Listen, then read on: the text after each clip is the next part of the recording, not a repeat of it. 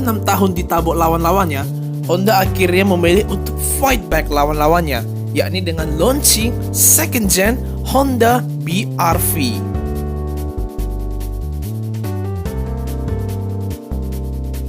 Mari kita mulai dari depannya.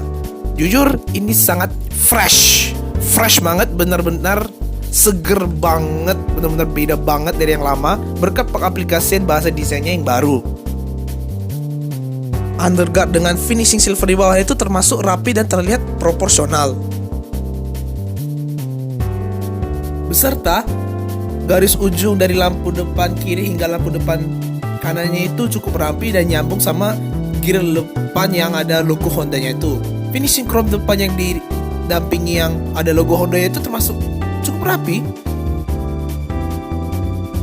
Not to mention lampu depannya yang sudah pakai LED reflector lamp beserta fog lamp yang juga sudah LED. Mantep.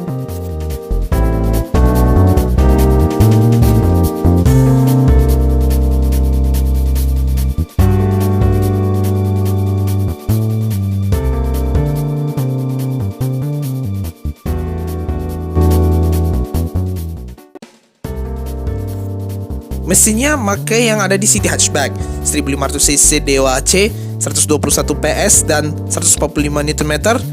Disediakan dengan dua transmisi yakni manual 6 speed dan CVT, dan dua-duanya itu digerakkan oleh roda depan. Cupnya sendiri sebenarnya sudah cukup bagus mengingat cupnya itu sendiri sudah pakai peredam.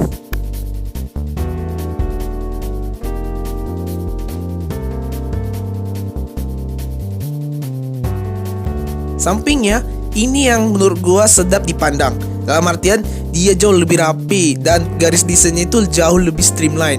Beda banget dengan first gen-nya itu yang, mohon maaf nih, mobilio base banget. Serta dia dressingnya itu, aksesoris itu tuh membuat dia terkesan sangat overkill. Peleknya yang 17 inci ini udah dual tone dan desainnya cukup cakep.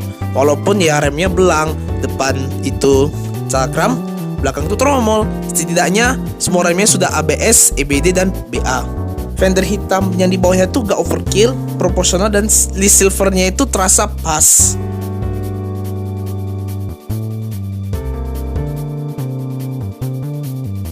Kalau dilihat lama-lama ya, jujur lihatlah garis bahasa itu yang dekat frame kaca itu jauh lebih rapi, tidak ada potongan-potongan aneh whatsoever. Mirrornya itu juga cakep, serta ada roof rail dan antena shark fin.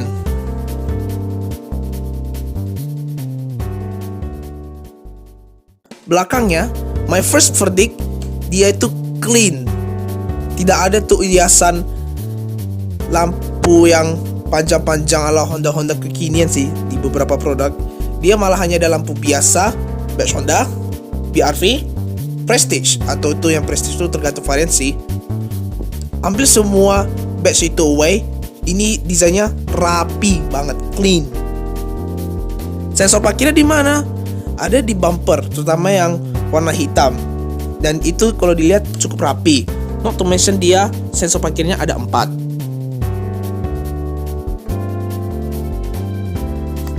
Lampunya ini sendiri sebenarnya desainnya cukup bagus, walaupun memang ada sedikit clue dari Honda City Sedan. Setidaknya dia sudah ada LED combination lamp. Di atas yang license plate itu dia ada rear camera. Walaupun sayang aja sih di bagian belakang ini tiadanya defogger, hanya ditemani rear wiper.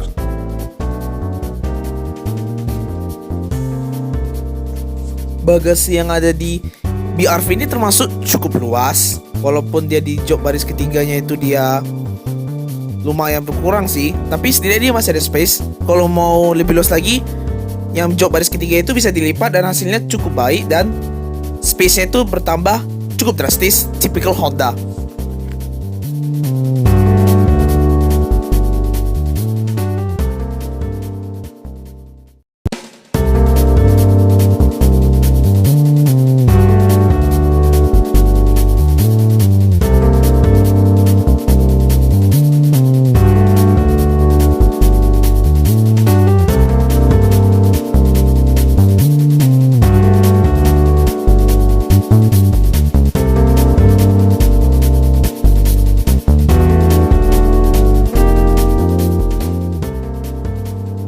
Mari kita masuk.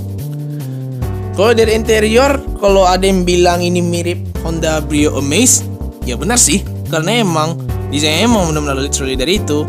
Yang berbeda hanya penggunaan materialnya aja beserta tone warnanya mostly. Kalau dari segi material, ini jujur cukup meningkat. Walaupun memang masih ada plastik keras lah, wajar. Cuma jujur ini plastiknya cukup berkualitas serta balutan soft touch-nya cukup banyak. Mulai dari yang di atas laci penumpang depan itu yang ada jahitannya itu kalau disentuh itu soft touch-nya termasuk bagus. Di panel pintu sebenarnya juga cukup bagus, terutama yang di armrest dekat panel pintu itu. Steeringnya ini mirip-mirip CR-V lah, cuma pembedanya yang di bawah itu yang nggak ada lapisan piano blacknya, dia hanya finishing silver seperti itu. Walaupun gitu dia kulitnya cukup bagus, enak digenggam. Walaupun ya yang disayangkan sih hanya bisa tilt. Kenapa nggak bisa teleskopik?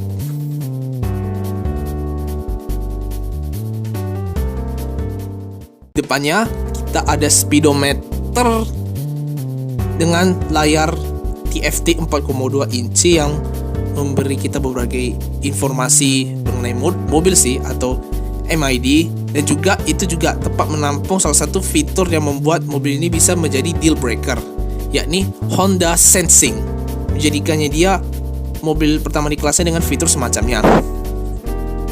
Bezel layar tengah ini ya lumayan tebal sih, cuma kelihatannya ya fiturnya kelihatan cukup menjanjikan sih sebenarnya. Dari layar itu sudah ada Android Auto dan Apple CarPlay ya, walaupun yang disayangkan sih bezelnya kok agak tebal yang di kiri tuh.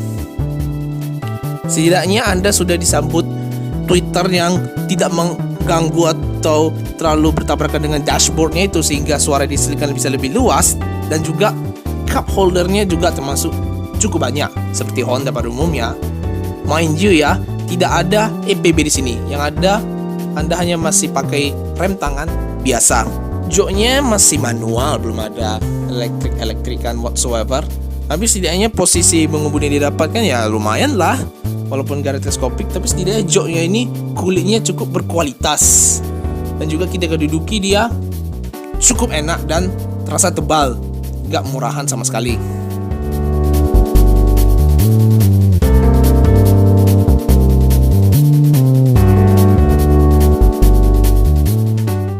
Ketika duduk di belakang, dia terasa luas. Yang namanya juga Honda, ya pasti luas lah.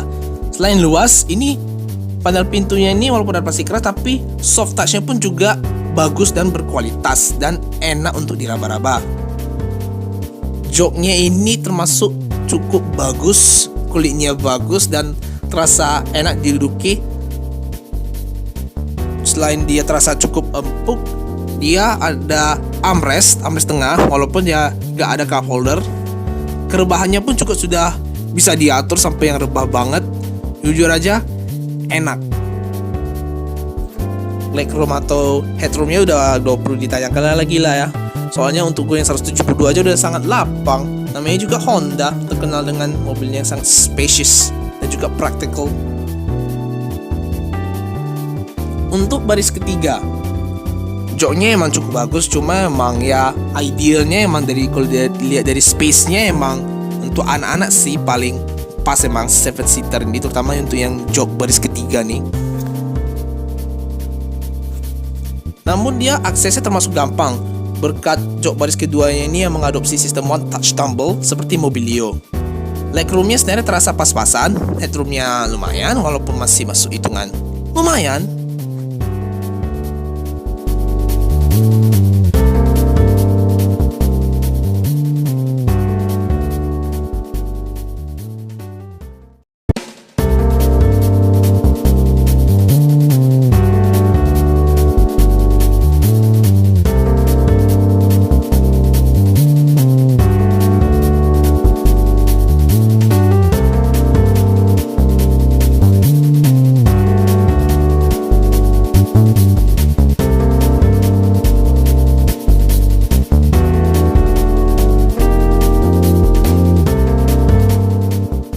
Kalau ada yang nanya gue seberapa miripkah BR-V ini dengan versi konsepnya dulu, yakni N7X Concept, ini kemiripannya bisa saya bilang di sekitaran 90%. Kalau dilihat dari desainnya alone, ini sangat-sangat revolusioner.